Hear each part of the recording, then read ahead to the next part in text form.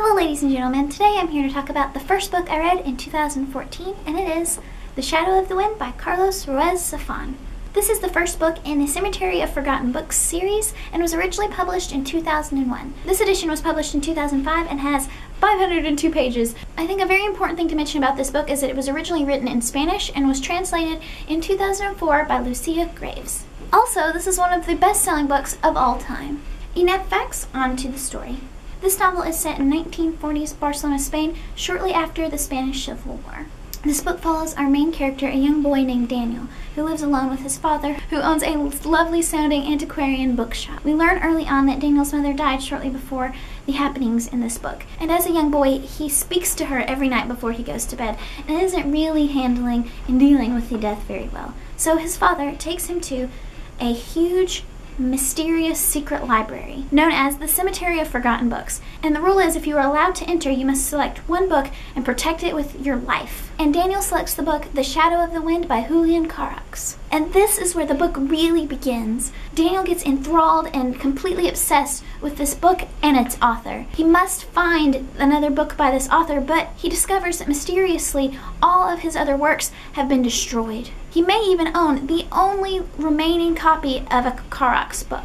And thus begins the mysterious journey into Julian Carax and his enigmatic work. The plot is quite rich and there are several characters, and I could probably tell you so much more, but I'm going to stop there. First things first is I'd like to mention the absolute beauty of the writing of this novel, which is a testament to not only Zafón, but to the translator. I often wondered if reading this book in its original language would make it even more beautiful. It makes me kind of regret not taking my Spanish lessons so seriously. The writing really captured the place and the feeling of this novel. I could practically see the streets of Barcelona and smell the old books.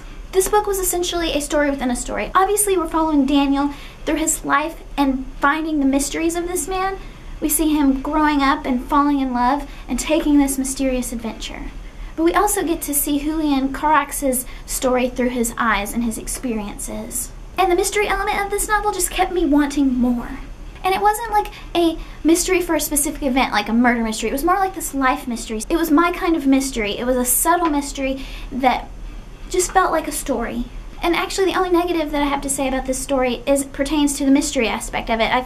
And I feel like I might be too tough on the mystery genre or the mystery books I've read so far. I felt like a big part of the mystery was revealed in a quite convenient way, but like I said, I might be too tough. Overall, I felt this book had the perfect balance of mystery, intrigue, drama, and romance. Kind of like a high-quality soap opera, but better because there was this overall love and influence of books. For the most part, I found myself completely engulfed in this book. I felt myself loving the characters that I was supposed to love and despising those that I felt were despicable. It was a great reading experience, and I would recommend this book to mystery and book lovers alike. I really loved it, and I feel like this is one of those times where I'm not doing it justice, but it was a great way to begin my reading year. As I said, if you're looking for a rich, immersive book, you should definitely check this one out. I'm sure your local library has it. As always, if you've read this book, please let me know what you thought about it in the comments below. This was another one of those books that when I mentioned it in a TBR, so many people expressed their love for it. So keep sharing your love or your not love in the comments below. Also, if you've read the prequel or the sequel to this book,